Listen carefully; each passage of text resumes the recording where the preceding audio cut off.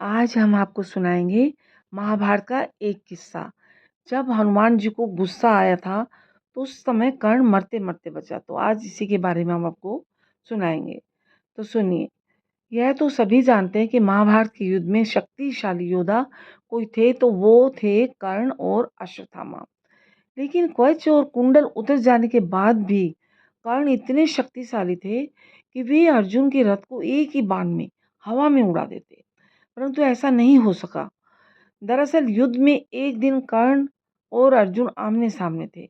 दोनों के बीच घमासान युद्ध चल रहा था। ऐसे में जब अर्जुन का तीर लगने पर कर्ण का रथ 25 से 30 हाथ पीछे खिसक जाता है और कर्ण का तीर से अर्जुन का रथ सिर्फ 2 से 3 हाथ ही खिसकता था। लेकिन फिर भी भगवान कृष्ण कर्ण की प्रशंसा करते नहीं थकते थे। ऐसे में अर्जुन से रहा ही नहीं गया और उसने पूछ ही लिया कि हे पार्थ, आप मेरी शक्तिशाली प्रहारों की बजाय उसके प्रहारों की प्रशंसा कर रहे हैं। ऐसा क्या कौशल है उसमें? कृपया करके आप मुझे बताइए।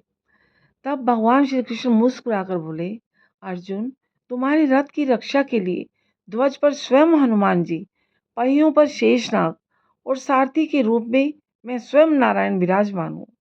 इस सब के बावजूद कर्ण के प्रहार से अगर ये रथ एक हाथ भी खिसकता है तो मानना ही पड़ेगा कि कर्ण में अद्भुत पराक्रम है।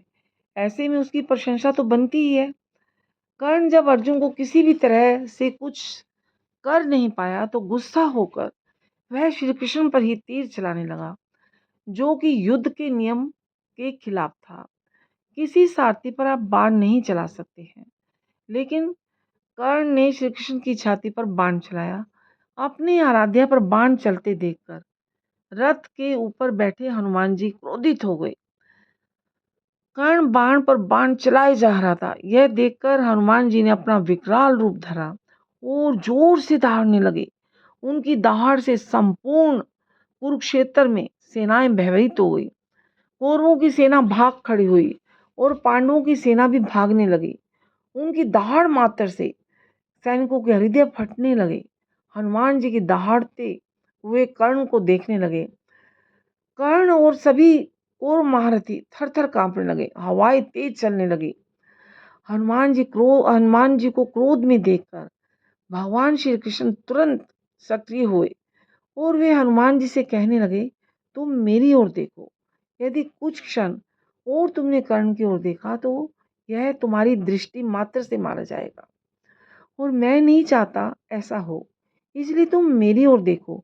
यह सुनकर हनुमान जी उनकी ओर देखने लगे और धीरे धीरे उनका क्रोध शांत हो गया।